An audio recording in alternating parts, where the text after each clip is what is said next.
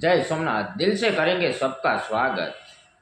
आज हम बात करेंगे, जब ये बेटी घर से चली जाती है तो क्या होता है, क्या करे।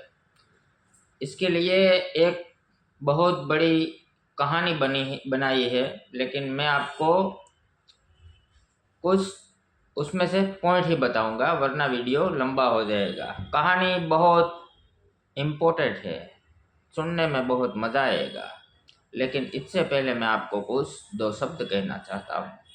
आप अपने बच्चे के साथ, बेटी हो या बेटा, उसके साथ दिन में हर दिन 5 मिनट 10 मिनट आप उनके साथ बैठो, बात करो, मित्रता जैसा व्यवहार करो। उसे पूछो क्या परेशानी है, आप मुझे बताओ, शायद हो सके तो 100% मैं आपको साथ दूंगा। ऐसा करना चाहिए, वरना उनके अंदर जो डर है वो डर नहीं होना चाहिए। डर के कारण मैंने बहुत ऐसा देखा है, फिर कुछ भी नहीं होता। अब मैं आपको जो समझाने जा रहा हूँ वो आप ध्यान से सुनिए।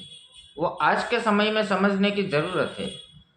हमारा बेटा हो या बेटी हो, गलत कदम उठा लेते हैं तब अफसोस रहता है। इसीलिए हमें क्या करना चाहिए, उसके साथ अच्छा व्यवहार करना चाहिए। उनके अंदर हमें कभी प्रेशर नहीं देना चाहिए। उनको हमेशा खुला छोड़ देना चाहिए। क्यों? क्योंकि आप जितना बंधन में रखोगे उतनी परेशानी ज़्यादा होगी। इसलिए आप उसके साथ मिलजुल कर रहे और बात करें। हर दिन आप बात करें, मित्रता जैसा व्यवहार करें, ताकि हर वो अपनी बात मम्मी के साथ या पापा के साथ आसानी से शेयर कर सके। एक लड़की थी, वो शादी होने में सिर्फ 2 दिन बाकी थे और चली गई। किसी के साथ उसने मैरिज कर लिया, चली गई। क्या बीती होगी उस माँ बाप पर, क्या बीती होगी वो सामने वाले पक्ष पर, क्या जवाब दिया होगा। जो बेटी का पिता है उसने क्या जवाब दिया होगा अपने समधी को। उसकी इज्जत क्या बताऊं मैं, नीलामी कर दी। ऐसा क्यों होता है? मैंने जो आगे आपको बताया है, कुछ पॉइंट ऐसा भी हो सकता है। इसीलिए अपने बच्चे की परवरिश आपने बहुत बढ़िया की है, लेकिन आपको उनको कभी आपका डर नहीं होना चाहिए। वो आपको हर बात आसानी से बता देना चाहिए कि नहीं, ये मेरा पापा है, ये मेरी मम्मी है, मेरी बात समझेंगे, जानेंगे, उसका सॉल्यूशन मिलेगा, हमें साथ देंगे। ऐसा व्यवहार करना चाहिए। अब वो लड़की तो भाग गई। वो जो लड़की थी, उनका एक भैया था, एक भाई था। आर्थिक परिस्थिति बहुत नाजुक थी। अब क्या हुआ, फ्लिपकार्ट में रह गया। जो वो फ्लिपकार्ट के डिलीवरी बॉय आते हैं, वो उसमें रह गया। फिर बहुत मेहनत की उस भाई ने। 2 साल हुई।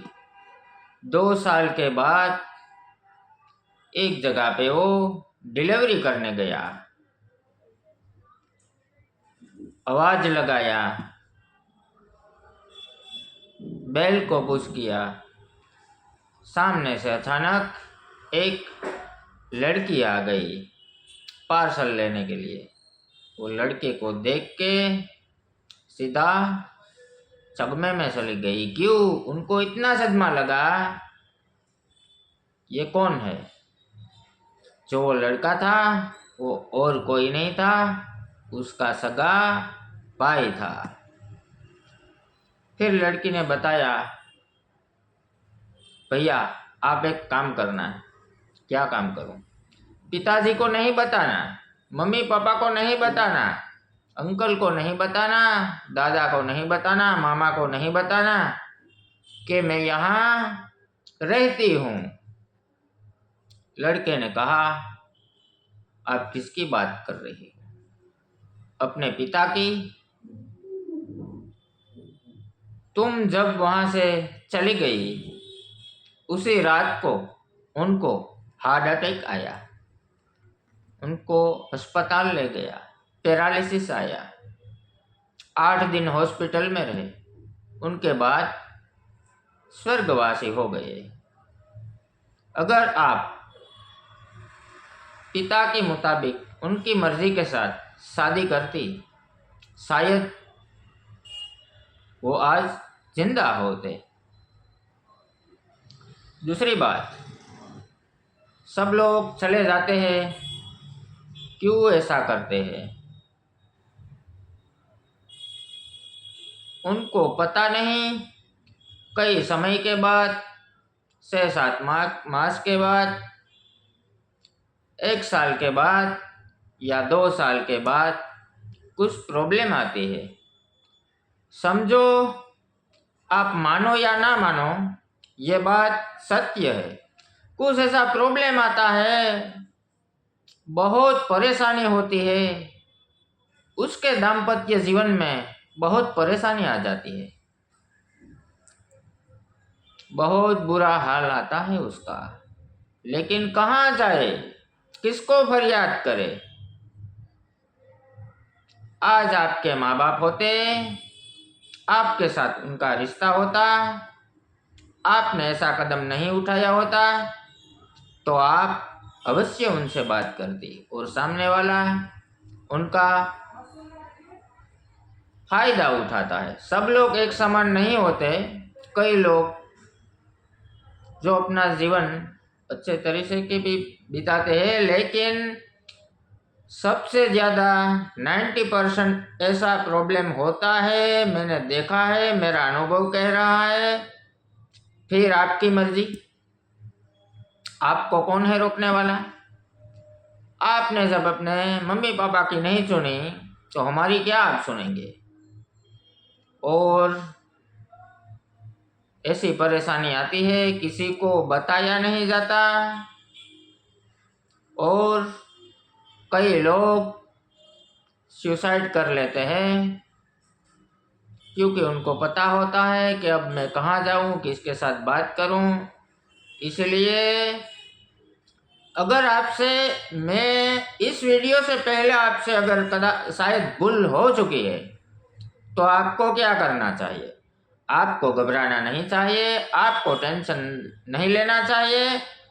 जो जिस माता पिता के खिलाफ आप गई थी, जिस भाई के खिलाफ आप गई थी, वही माता पिता, वही भाई आपका सपोर्ट करेंगे, क्योंकि हर माता पिता अपने संतान का कभी कोई बुरा कभी सोच ही नहीं सकता। ये मैं गारंटी के साथ कहता हूँ। आप एक बार उनका अवश्य कांटेक्ट करिए, आप ऐसे सिचुएशन में से अवश्य बाहर निकलेंगे, और सामने वाले को भी पता चल जाएगा कि नहीं भाई, उनके पास तो है, उनको उनका लोग, जो उनका परिवार, जो आज भी उन्हें सपोर्ट करते हैं। इसलिए मैं आपसे निवेदन करता हूँ, आप हर कदम सोच समझ कर करिए। अगर ऐसा हो जाए तो आप कोई वडील है, जो कोई अच्छे लोग हैं, जो धैर्यवान है, उनसे आप बात करें और उनका समाधान करिए। समाधान अवश्य मिलेगा, लेकिन आपको सुसाइड नहीं करना है, मरना नहीं है। आत्महत्या करना पाप नहीं, महापाप है, महापाप। दोस्तों, अगर ये वीडियो आपको अच्छा लगे तो आपके परिवार के साथ, आपके जो फैमिली है, आपका जो रिश्तेदार है, आपका जो मित्र है, आपका जो आसपास वाले लोग हैं, सबको शेयर करें, ताकि हमें ऐसी परेशानी आए ही क्यों, आनी ही नहीं चाहिए। जय सोमनाथ, धन्यवाद, जय हिंद।